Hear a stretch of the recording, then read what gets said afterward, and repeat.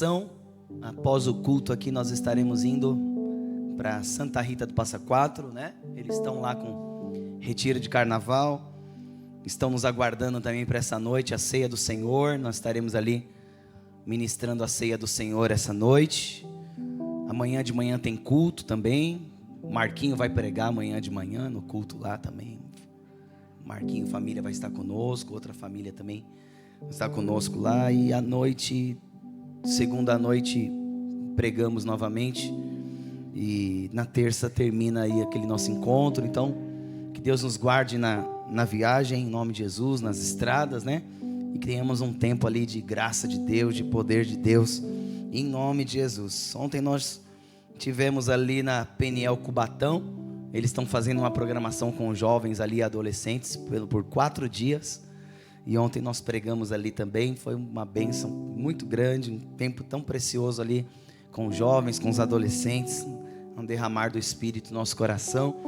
E que em nome de Jesus Deus venha abençoar as nossas vidas. Eu quero convidar você a abrir a sua Bíblia lá no livro de 2 Coríntios, capítulo 11. Eu quero tratar, né? Eu quero pedir que o Espírito Santo trate conosco um assunto importante, pertinente ao nosso coração, para que a gente possa manter a nossa vida espiritual saudável. Eu quero falar sobre tentações, o que a tentação faz, o que é a tentação, porque às vezes a gente se confunde, e Deus vai ministrar o nosso coração. 2 Coríntios capítulo 11, verso de número 2 e 3, eu leio na versão NVI, a palavra do Senhor. A palavra do Senhor diz, se você puder ficar de pé, lermos juntos a palavra. A Bíblia diz assim: o zelo que tenho por vocês é um zelo que vem de Deus. Eu os prometi a um único marido, Cristo, querendo apresentá-los a Ele como uma virgem pura. O que receio e quero evitar é que, assim como a serpente enganou a Eva com astúcia, a mente de vocês seja corrompida e se desvie da sua sincera e pura devoção a Cristo. Amém? Senhor, eu peço a Ti, fala ao nosso coração nessa manhã, ministra a nossa alma aqui, Senhor, em nome de Jesus. Fortalece o coração de cada um de nós, abre a nossa mente, ó Deus, toda ação de Satanás, ó Pai, querendo roubar a Tua palavra, querendo impedir que essa palavra frutifique, ó Deus, toda ação de Satanás querendo trazer frieza, ó Deus, falta de entendimento, Senhor, cegando, ó Pai, o entendimento dos nossos irmãos, caia por terra em nome de Jesus.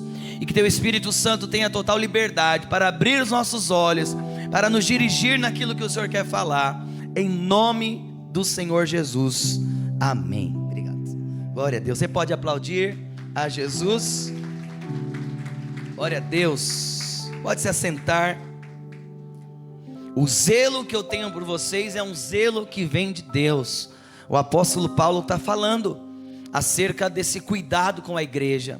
Havia uma preocupação no coração do apóstolo, havia uma preocupação, e a preocupação dele era que a igreja se mantivesse pura. Ele está dizendo: eu os prometi a um marido. O apóstolo Paulo, ele conhecia bem a sua vocação de cuidar da igreja, de ensinar a igreja, de encaminhar a igreja nos caminhos do Senhor, na palavra de Deus. E o apóstolo Paulo, ele tinha noção dos perigos que rodeavam a sua igreja, a igreja do Senhor, os perigos que estavam ao redor da igreja, os perigos que estavam muitas vezes introduzindo no meio da igreja, no meio do povo de Deus, na mentalidade do povo de Deus, na forma como o povo se conduzia muitas vezes no, digamos assim, o pós-culto, né? Como é que nós conduzimos a nossa vida no pós-culto? Quando a gente sai da igreja, na nossa segunda-feira, diante das situações embaraçosas, na hora que a gente tem que falar assim: olha, isso aqui eu não vou aceitar na minha casa, olha, isso aqui eu não vou participar, esse lugar eu não vou, olha, não é legal para mim, não porque um pastor disse que eu não posso fazer, mas porque a minha consciência em Cristo Jesus entende que é uma mesa que eu não devo sentar, é um lugar que eu não devo frequentar, é uma postura, é uma atitude que eu já não devo mais ter, porque hoje a minha vida é de Jesus. E o apóstolo Paulo, ele tem essa preocupação. O trabalho dele é apresentar ao Senhor uma igreja pura, como uma virgem pura diante do seu marido. Hoje as pessoas dão risada, né? Fala, pastor, ninguém mais se guarda para casar, não. O povo, quando casa, já tem uma vida sexual ativa. É uma pena, porque a Bíblia continua a mesma, ela não muda. Deus não mudou. Deus continua requerendo de nós a pureza. E pastor, eu não sabia, mas eu quero. Agora que eu fiquei sabendo que o Senhor não se agrada, eu pensei que estava tudo certo. Como eu vou casar mesmo? Como eu vou ir casar, eu pensei que estava tudo certo, né? A gente podia já, né começar esse jogo aí. Não pode, o jogo só começa quando o juiz apita, irmão, não é? É, Giovanni? Só quando o juiz apita que começa o jogo, não é verdade? E naquela hora, a hora que o juiz apitar, aí você entra em campo, veste a 10, né, e faz o que tem que ser feito. Mas enquanto isso, nós temos que nos manter diante do Senhor, puros, diante de Deus. E aí, pastor, e agora? Agora você faça um compromisso diante do Senhor, porque a pureza, ela começa no coração. E a Bíblia fala que o sangue de Jesus, seu Filho, é poderoso para nos purificar de todo pecado. O sangue de Jesus é precioso para nos purificar de todo pecado. Então, mesmo que você teve uma vida contra a palavra de Deus antes do entendimento chegar, antes da convicção do Espírito chegar, hoje você pode, a partir de hoje, a partir do entendimento, você pode fazer um propósito diante de Deus. Falar, Senhor, eu quero manter a minha vida na Tua palavra, a minha vida pura diante do Senhor, para que eu possa acessar as Tuas promessas e viver a palavra de Deus. O que receio, diz o apóstolo Paulo, e eu quero evitar, é que o diabo engane. Assim como Eva foi enganada pela serpente, o medo do apóstolo Paulo é que a mente da igreja fosse corrompida e se desviasse da sincera e pura devoção a Cristo. Eu não sei o que você pensa, mas eu acredito que isso está acontecendo nos nossos dias. Nós, como igreja, o nosso coração está se desviando da pureza e da sinceridade na devoção. Nós vemos hoje cristãos que, embora frequente a igreja, eles não cultivam no coração deles uma devoção a Cristo. As pessoas não têm tempo, as pessoas têm outras prioridades, as pessoas têm outros prazeres. Irmãos, a vida cristã é a troca, é a renúncia de prazeres, é isso. Essa é a vida cristã, é a renúncia de prazeres. E o apóstolo Paulo, ele está falando aqui, Eva foi enganada pela astúcia, e a mente de muitos hoje está sendo corrompida, sendo desviada da pureza e da sinceridade da devoção. Muitas pessoas não saíram da igreja, não vão deixar de frequentar os cultos, e que bom isso, mas os seus corações estão longe da pureza e da sinceridade na devoção a Cristo. São pessoas que, ao mesmo tempo que estão na igreja, mas compactuam com o pecado, continuam vivendo na boa uma vida de pecado, continuam vivendo tranquilamente as suas vidas de pecado, sem renunciar ao pecado, sem renunciar às vontades, sem renunciar ao próprio eu. Só que muitas dessas pessoas, se não se arrependerem, elas vão ter uma surpresa na eternidade, porque elas pensam que elas vão estar ao lado de Jesus. Elas não vão estar ao lado de Jesus, elas não vão viver com Jesus, porque a Bíblia diz que aquele que deseja estar no céu, ele precisa nascer de novo. Aquele que deseja viver uma vida diante do Senhor, deseja nascer de novo da água e do Espírito. É necessário que nós nasçamos de novo, irmãos. A tua frequência na igreja não te faz um crente, o teu dízimo, a tua oferta não te faz um crente. Pastor, mas eu ajudo. Os espíritas também. Pessoas de outras religiões também elas fazem o bem, porque não é o bem que eu faço que me garante a salvação. O bem que eu faço demonstra uma das facetas do fato que eu sou salvo, porque nós fomos salvos para as boas obras, mas as boas obras não salvam ninguém. As boas atitudes, as boas maneiras não salvam ninguém. O que salva um cristão, o que salva um homem ou uma mulher, é ele nascer de novo, é ele ter uma nova natureza, é nós termos a nossa natureza mudada, transformada. Então, o apóstolo Paulo, ele quer nos privar dessa triste surpresa futura que muitos podem vir a ter, de chegar à eternidade e entender que eles não vão para o céu, embora tenham passado uma vida toda em comunhão com muitos cristãos, no meio da igreja, conhecendo pastores, conhecendo o povo de Deus, fazendo o bem junto com o povo de Deus. É necessário que nós nasçamos de novo, porque o nosso Deus, ele não tem pacto com o pecado. O nosso Deus, ele não tem pacto com a sujeira. O nosso Deus é santo, o nosso Deus é puro. E Ele nos garantiu pelo Espírito que nós podemos acessar, pela graça de Deus, essa pureza, essa devoção. O apóstolo Paulo está dizendo: o meu medo, o meu temor, o que eu quero evitar é que vocês sejam enganados por uma mente corrompida, essa mente que se afasta da devoção a Deus. Portanto, o Senhor quer nos trazer de volta a essa devoção a Deus. O que se requer da noiva de Cristo é pureza, é dedicação e exclusividade ao noivo. Isso que o Senhor quer de nós, exclusividade. Hoje o que nós mais vemos nas maiores marcas do mundo é exclusividade. O que nós vemos num cruzeiro, o que nós vemos num estádio de futebol é exclusividade. Você viu lá? Neymar veio no Santos aí, não veio o jogo aí, bateu na gente aí, não tem problema não.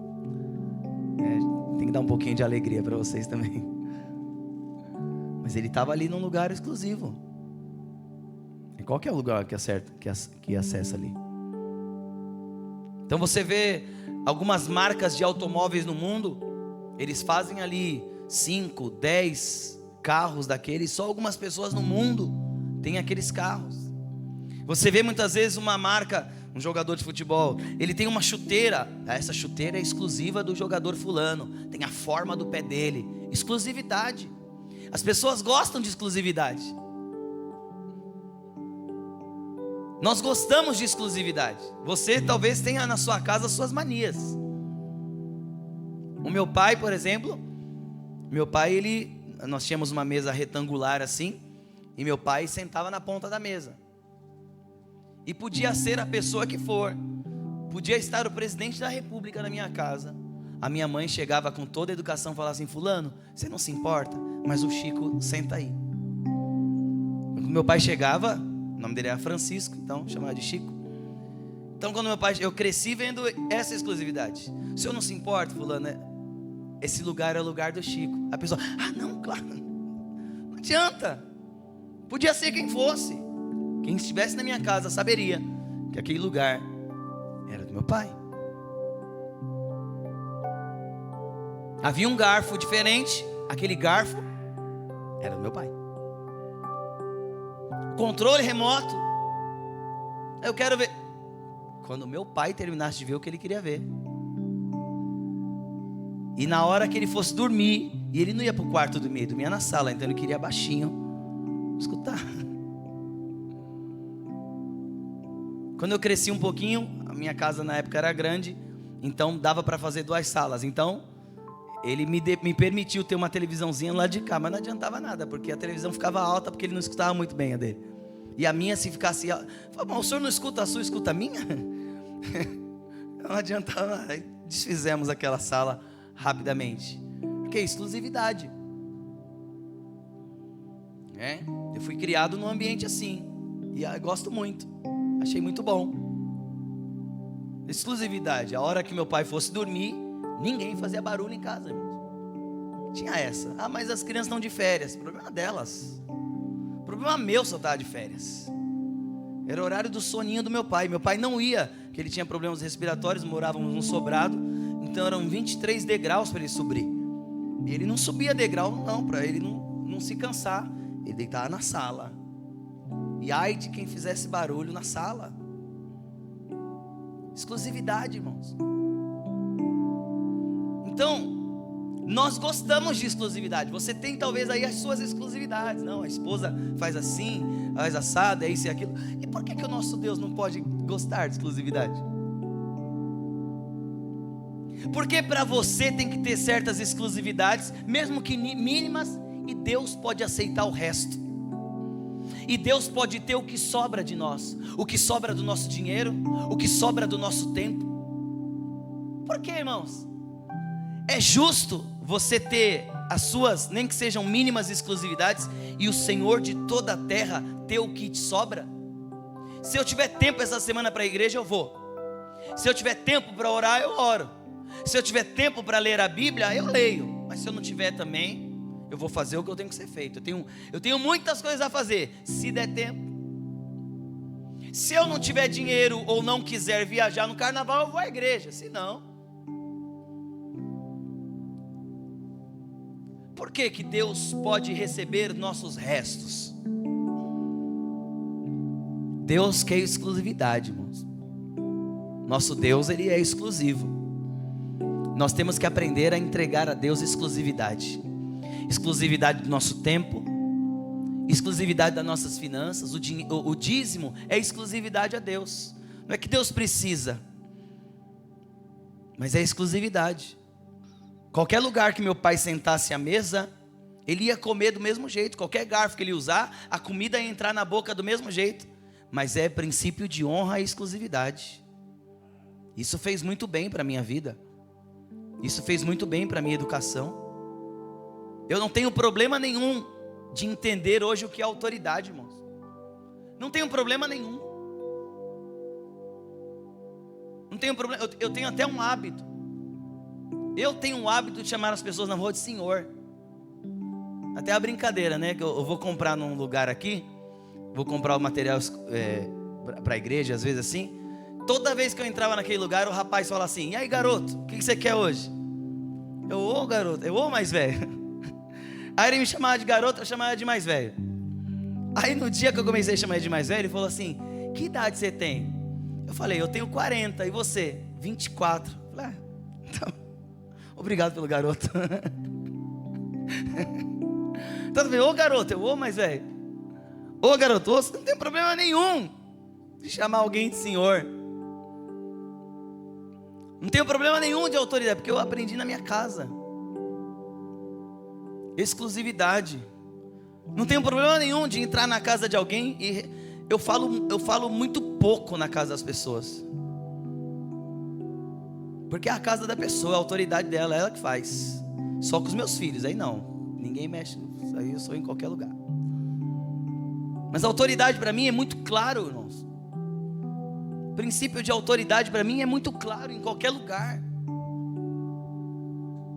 Há um ambiente. E por que Deus não é a autoridade máxima nas nossas vidas? Por que muitas vezes fica essa lambança, essa bagunça interior dentro de nós e a gente não consegue permitir que o Senhor reine, mostre para nós a verdadeira devoção? Porque essa atitude que nós tínhamos com meu pai, hoje eu entendo que é de certa forma uma devoção que cabe a um pai, não uma devoção que nós damos a Deus. Um respeito, um princípio de honra, que muitas vezes se perdeu na sociedade, e por ter se perdido na sociedade, a gente não consegue mais fazer a Deus. Acha que Deus também recebe. Muitas vezes tem coisa que o teu pai aceita e você acha que Deus aceita. Mas talvez o teu pai aceita porque ele sente uma culpa, ele não tem coragem de te cobrar, ele não sabe. Mas não é porque seu pai aceita o seu tipo de tratamento, não é porque as pessoas ao redor de você aceitam a forma como você faz, não é porque a sua mãe aceita, não é porque as pessoas aceitam e não querem te contrariar, que Deus seja assim, irmão. Deus, Ele é Senhor. Se Deus tiver que contrariar a mim e a você, Ele vai fazer isso. E Deus, não vou falar que Ele vai continuar dormindo, que Deus não dorme, mas ele vai continuar pleno, sendo Deus. Ele não vai ter peso no coração. A gente é uma geração que carrega muita culpa. Eu não vou falar isso porque depois eu me sinto mal. Eu não vou fazer isso porque depois eu me sinto culpado. Meu irmão, a palavra de Deus está com você, então se mantenha. Quantas decisões as pessoas estão fazendo errada hoje por causa da culpa? Quantas permissões e concessões? Se eu falar ele vai desviar. Já está desviado. Ele só está querendo uma desculpa que você fale. Então dá para ele a desculpa. Não, se falar está desviado. Já está desviado, irmão. Já está afastado. Já está longe. Ele ou ela só quer uma desculpa. Ela assim, tá vendo? Eu não vou mais porque você falou isso. Mentira. Já está desviado. Já está com o coração longe. Então facilita para essa pessoa o entendimento. Quer ir para o mundo? Então fique à vontade, mas você vai colher as consequências da sua escolha. Quer viver uma vida sem Jesus? É uma pena, não foi criado para isso, mas se escolher, colherá as consequências dessa escolha. Então o Senhor requer de nós o quê? Pura devoção. Que Deus nos guarde. Hoje em dia o perigo é que Satanás engane a nossa mente. A cada 10 crentes, 2 leem a Bíblia. Irmãos, como é que a Bíblia está falando que Satanás engana? Uma das tarefas de Satanás é enganar. E nós, muitas vezes, somos um povo que não lemos a Bíblia. Como é que nós vamos nos manter livres das amarras e das ciladas do diabo se a gente não lê a Bíblia, irmãos? Eu digo para você, Satanás vai te enganar facilmente. O cristão que não lê a Bíblia é um cristão fácil de se enganar. Talvez você já esteja até enganado na sua vida, na sua devoção, na forma como você está conduzindo a sua fé. Por quê? Porque a artimanha de Satanás é enganar. E nós temos que tomar cuidado. Vamos voltar a falar de tentações. A Bíblia fala em 1 Tessalonicenses 3,5 assim: por essa razão, não suportando mais, eu enviei Timóteo para saber a respeito da fé que vocês têm, a fim de que o tentador não os seduzisse, tornando inútil o nosso esforço. Então o apóstolo Paulo está sempre ao redor do povo da igreja, ensinando, falando, enviando líderes para fortalecer, enviando líderes para ensinar a palavra, para aconselhar. Por quê? Porque o tentador quer seduzir. E o diabo continua hoje querendo nos seduzir, irmãos. Nós estamos dia a dia lutando contra certas seduções. E quando eu falo seduções, eu não estou falando só na área sexual, mas as seduções acerca de muitas coisas. Somos muitas vezes seduzidos por conquistas, por uma vida melhor, diferente, porém, muitas vezes uma vida a qual Deus não quer para nós. Mas a gente viu de alguém, a gente viu que alguém está vivendo e a gente quer viver também, mas será que Deus quer que a gente viva aquilo? É muita gente falando para nós que a gente pode, um monte de coisa que a gente não pode. E é pouca gente falando para nós o que a gente não pode fazer, porque querem ser politicamente correto com a gente. O mundo está assim, irmãos. O que você mais vê na internet é gente falando que você pode um monte de coisa. Você quer ficar rico? Você pode. Você quer trocar de mulher? Você pode. Você quer trocar de marido? Você pode. Você quer trocar de igreja? Você pode. Você quer servir a Deus na tua casa? Você pode. Você pode tudo. É o que o mundo fala. Só que infelizmente tem um monte de gente que não quer dizer pra gente que a gente não pode. Por quê? Porque não quer ser chato. Porque quando você coloca uma restrição, e você é o chato da história, viu? Sermão desse aí.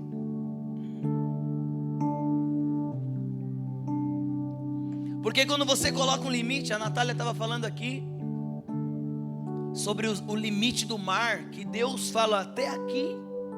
Mas talvez alguma onda, se ela pudesse falar, ela falava para Deus assim: ô Deus, eu queria invadir aqui longe. Deus fala: não pode.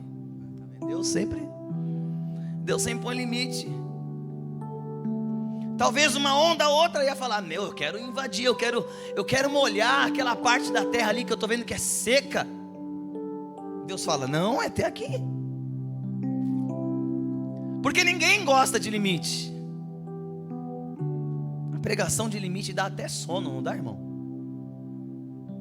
Porque a gente não gosta que Deus fale assim: olha, nós podemos ir até aqui, trabalhe até aqui.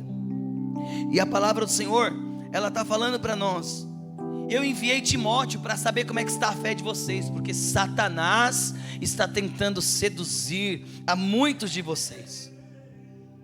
Satanás está tentando ludibriar a mente e o coração de muitos de vocês. Tiago capítulo 1 verso 13 fala: quando for tentado, jamais deverá dizer: eu estou sendo tentado por Deus, pois Deus não pode ser tentado pelo mal, e a ninguém tenta. Cada um, porém, é tentado pelo seu próprio mau desejo, sendo por esse arrastado e seduzido. Então esse desejo, quando é concebido, dá à luz o pecado, e o pecado, após ser consumado, gera a morte.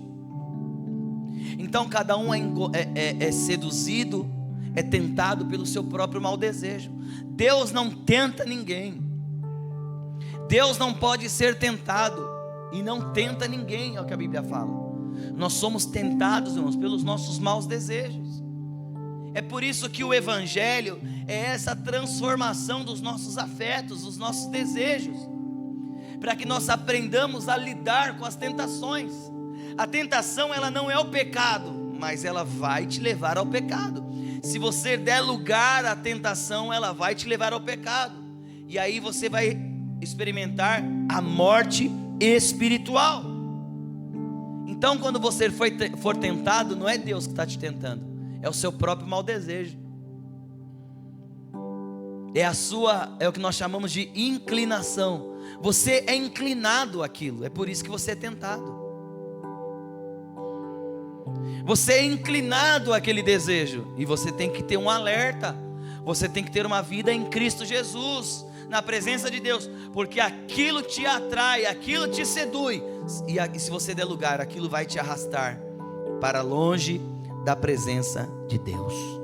A Bíblia fala em Hebreus 4,15, a Bíblia nos deixa bem claro que Cristo foi tão tentado quanto nós, porém não pecou, pois não temos um sumo sacerdote que não possa compadecer-se das nossas fraquezas, mas sim alguém que, como nós, passou por todo tipo de tentação, porém sem pecado. Então não se sinta culpado por sentir-se tentado. Não sinta-se longe de Deus porque você foi tentado, porque até o nosso Cristo foi tentado. Mas aí é que está a nossa vitória, não em saber que Ele também foi tentado por nós, isso já nos dá um alívio, mas a vitória é saber que embora Cristo passou por todo tipo de tentação, Ele não pecou. Ele não pecou, Ele enfrentou todo tipo de tentação e não pecou. Hebreus 4,15, aí o verso 16 fala: dessa forma, aproximemo-nos do trono da graça de Deus com toda a confiança, a fim de recebermos misericórdia e encontrarmos graça que nos ajude no momento da necessidade. O Senhor está nos ensinando aqui: olha, você foi tentado, Cristo também, Ele não pecou. E aí Ele nos ensina, então corra para o trono da graça, chegue com confiança diante de Cristo, chegue com confiança ao trono da graça, a fim de receber misericórdia, a fim de encontrar graça. Essa graça vai te ajudar no momento da necessidade, essa graça vai te dar força, essa graça vai dar capacidade a você dizer não, a viver uma vida para honrar a Deus. Precisamos entender que a responsabilidade de refrear os nossos impulsos é nossa, mas nós temos o socorro divino à disposição em todo tempo. A responsabilidade é nossa, mas a capacitação é o Senhor quem dá a nós em todo tempo, irmãos. Ele está falando para nós: Cristo foi tentado em tudo, mas não pecou. E você que está sendo tentado, chegue com confiança ao trono da graça. Tem muitas pessoas que no momento da tentação se afasta do Senhor, não busca, é o contrário. No momento da tentação, aí que eu tenho que mesmo buscar mais, aí que eu tenho que me render mais a Ele, aí que eu tenho que buscar com confiança o trono da graça, para que eu tenha força em Cristo Jesus, para dizer não, para refrear os meus impulsos. A Bíblia fala em 1 Coríntios 10, 12: aquele que julga está firme, cuide-se para que não caia. Não sobreveio a vocês tentação que não fosse comum aos homens, e Deus é fiel, Ele não permitirá que vocês sejam tentados além do que podem suportar, mas quando forem tentados, Ele mesmo providenciará um escape para que o possam suportar. O Senhor está falando: não sou eu que coloco tentação sobre você, mas a tentação que vier sobre você, eu prometo a você que ela não é uma tentação incomum, ela é uma tentação comum aos seres humanos. Por mais difícil que pareça, é uma tentação que você poderá vencê-la. É isso que Jesus está falando, porque Ele vai providenciar o escape para você. Irmãos, nós temos que parar com certas desculpas da nossa alma para continuar a viver o estilo de vida que a gente está. Não, é porque é difícil, é porque não está dando, eu não consigo. É porque, irmãos, o Senhor está dizendo para nós: a tentação que vem sobre você, ela não é uma tentação sobrenatural, ela é uma tentação comum aos seres humanos. E Ele mesmo, a Bíblia está falando, é fiel, porque Ele não vai permitir que sejamos tentados além do que pode suportar. Deus está falando assim: eu conheço o seu limite, e nenhuma tentação que chegue a você é maior do que você pode. Eu não consegui, o que está acontecendo comigo é maior do que eu posso suportar. Não é o que a Bíblia diz. A Bíblia diz que não é maior do que você pode suportar. A Bíblia fala que toda tentação que vem sobre nós, ela é suportável por nós. E junto com essa situação, o Senhor providenciará o escape. O problema é que na hora da tentação, nós não estamos à procura do escape. Muitas vezes na hora da tentação, a gente está procurando uma maneira de ceder àquela tentação sem que ninguém nos perceba. Esse é o problema. A Bíblia fala que quando Adão e Eva pecaram, eles foram atrás de coser folhas para se esconder, porque é isso que a gente faz. Na hora da tentação, muitas vezes nós não corremos a Deus, nós corremos de Deus para ceder à situação que a gente deseja ou que nos tentou e nos afastar da luz do Senhor. É o contrário. O Senhor está falando que nós devemos entender que a tentação que vem sobre você, ela não é maior do que você pode suportar, e Ele vai colocar o escape para você, em nome de Jesus. Como vencer as tentações? Vencer a tentação é uma situação de prevenção. Vemos isso com Caim, o coração dele já foi tomado. A Bíblia fala: o Senhor disse a Caim, Gênesis 4, 6 e 7. O Senhor disse a Caim: por que você está furioso? Por que se transtornou o seu rosto? Se fizer o bem não será aceito, mas se não o fizer, saiba que o pecado te ameaça à porta. Ele deseja conquistá-lo, mas você deve dominá-lo. O que o pecado quer fazer com a gente, irmãos? Conquistar. Olha o texto está falando. O pecado está à porta, te ameaçando. Ele deseja conquistá-lo. Essa é a função do pecado, te conquistar. Mas a Bíblia fala: mas você deve dominá-lo. O Senhor está dizendo para nós: é você que está no controle da sua vida. Eu dei a você o controle. Eu dei a você o poder da decisão. Eu dei a você o poder de escolher. Eu dei a você a capacitação de escolher pelo certo. Em outras traduções está falando: se procederes bem, não será aceito? O que o Senhor está querendo dizer? Se você vencer a tentação, você não pecará, e eu te acolherei pela sua obediência. Se todavia procederes mal, o pecado já está à porta. E o que aconteceu com Caim? O pecado tomou conta do coração dele, e ele matou o seu irmão, por inveja. Mas Deus o avisou. Deus falou com ele antes de acontecer. Deus falou assim: você está furioso e o teu coração, teu rosto está transtornado. Você vê muitas vezes a pessoa pronta a fazer alguma coisa que não deve, o seu rosto está transtornado, a sua vida está transtornada. Por quê? Porque o pecado já dominou. Mas a ti cumpre dominá-lo. A única forma de vencermos a tentação é refreando os nossos impulsos. Quando os nossos desejos se despertam, temos que desmascará-lo com aquilo que Deus diz. Mentiras que o inimigo fala sobre os nossos desejos. Primeira: se eu fizer o que eu desejo, serei mais feliz. Eu tenho que fazer o que eu quero para ser feliz. É o que o inimigo diz. Outra coisa que ele fala: meu desejo é maior do que eu posso suportar. Mentira. Outra mentira que ele fala: eu não consigo lutar contra. Outra mentira que ele fala: liberdade é fazer o que eu quero. São as mentiras que Satanás vai trazendo ao nosso coração. São mentiras que o diabo vai colocando no nosso coração. A Bíblia fala em 1 Coríntios 6,18: fujam da imoralidade sexual. Todos os outros pecados que alguém comete fora do corpo, os comete. Mas quem peca sexualmente, peca contra o seu próprio corpo. A palavra grega traduzida como impureza é porneia, e representa todo tipo de pecado de ordem sexual. O que é porneia?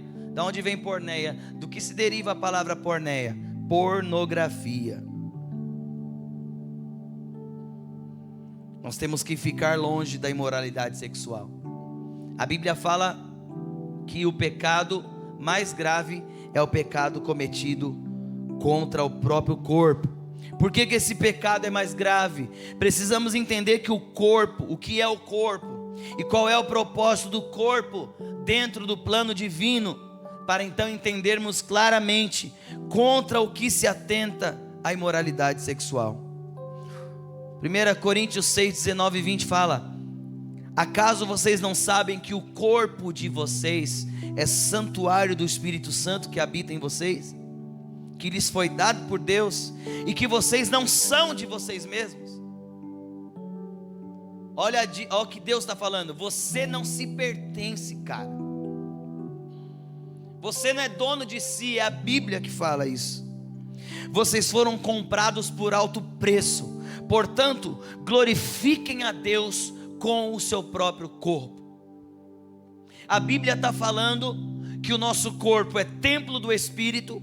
A Bíblia está falando que o nosso corpo não nos pertence, que nós fomos comprados por um alto preço, preço do sangue de Cristo, e que nós agora devemos glorificar a Deus com o nosso corpo.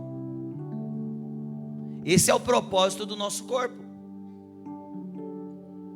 Glorificar a Deus. Por quê? Porque esse corpo aí, meu irmão, ele não te pertence mais. Esse corpinho aí não pertence mais a você. Irmãos, a Bíblia nos ensina ao desapego total. É tudo que o mundo ensina o contrário. Meu corpo, minhas regras. Já ouviu essa papagaiada aí? Isso vai contra o princípio da palavra de Deus. A Bíblia ensina assim para o ser humano: olha, o teu corpo pertence a Deus. Aí você casa Aí Deus fala assim: agora o teu corpo pertence a tu, ao teu cônjuge. Ou seja, a gente não tem mais direito a nada, irmãos. Vamos aprender esse negócio. Vamos entender isso. Nosso corpo não pertence a nós. Você e eu somos mordomos do nosso corpo para Deus. Glorifique a Deus com o teu corpo. Glorifique a Deus com os teus olhos, com as tuas mãos, com aquilo que você faz. Glorifique a Deus. No Antigo Testamento o santuário não podia ser profanado. E assim também o nosso corpo não pode ser profanado, porque ele é a casa de Deus. E Deus é santo. O corpo não é nosso, foi comprado por Jesus. Somos mordomos dele. Há um culto que o Senhor não limita a danças, não limita e pode ser classificado como culto de santidade, que ocorre quando guardamos o nosso corpo a Deus em pureza. A Bíblia fala em Romanos 12: portanto, irmãos, rogo pelas misericórdias de Deus, que se ofereçam em sacrifício vivo, santo e agradável. Este é o culto racional de vocês. A palavra sacrifício tem o sentido de túzia no grego. Apesar de não haver morte literal, o conceito de morte se mantém. Túzia é a palavra que está sendo falada aqui no sacrifício, que fala de morte, não uma morte literal, mas uma morte de conceito, morrer para nós mesmos, morrer para os nossos desejos.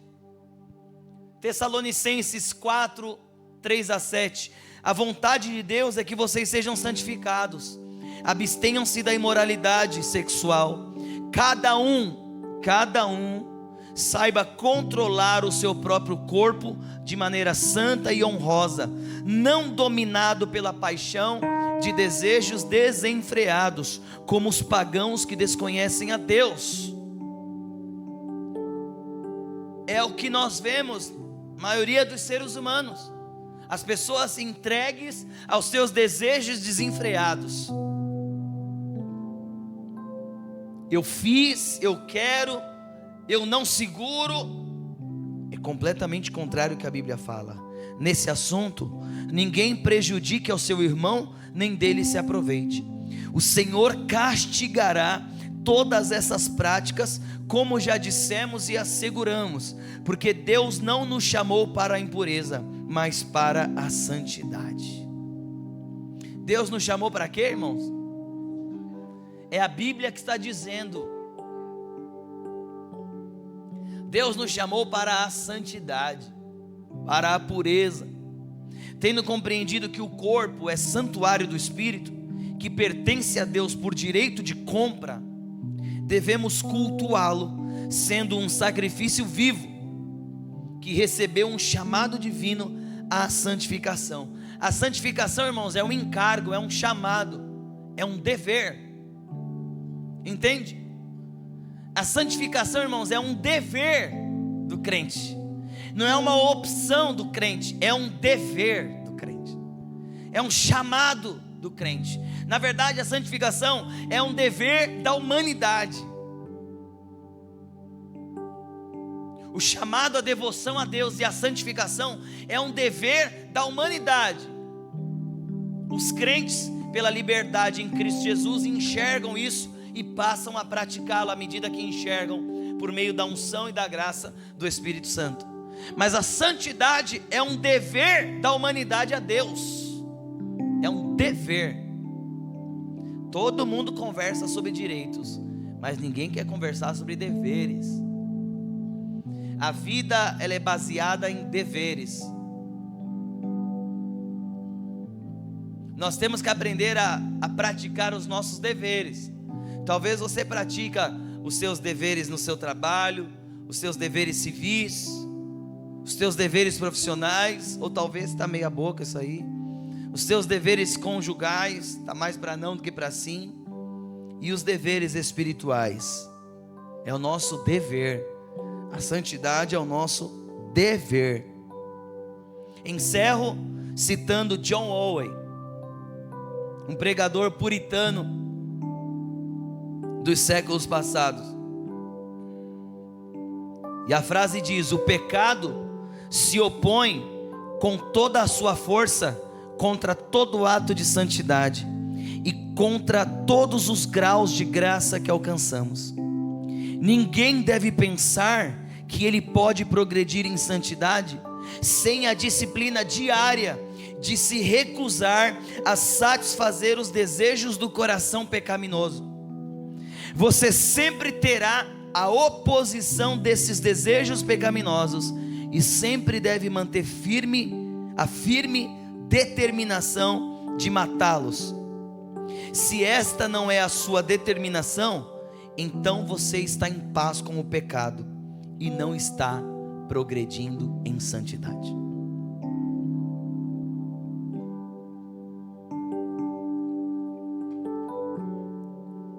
Essa frase de John Owen está dizendo: é dever nosso diariamente batalhar pela santidade.